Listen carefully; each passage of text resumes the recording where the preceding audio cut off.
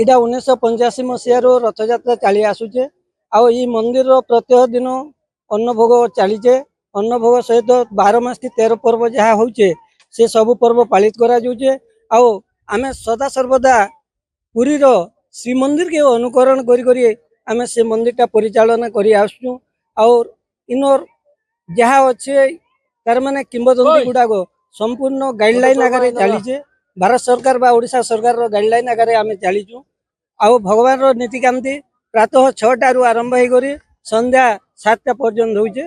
प्रत्येक दिन किंवदंती बोले सार देखु ये जय जगन्नाथ एठिरे कारुंड श्रीक्षेत्र बोली एटा गोटे सेकेंड पुरी बोली आम भावसुँ और पुरीर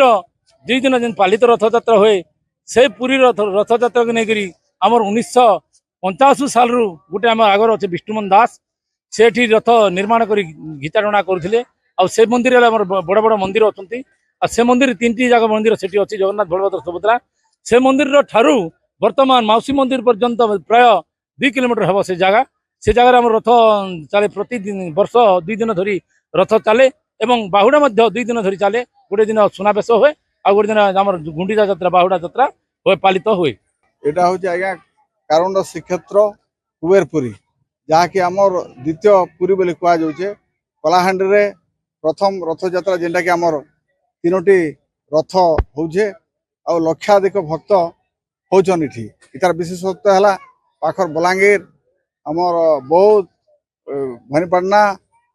4 साइड लोक समागम होचे लक्षाधिक समागम होचे से भगवान कर कार्य चलचे सुचारू रूपे चली।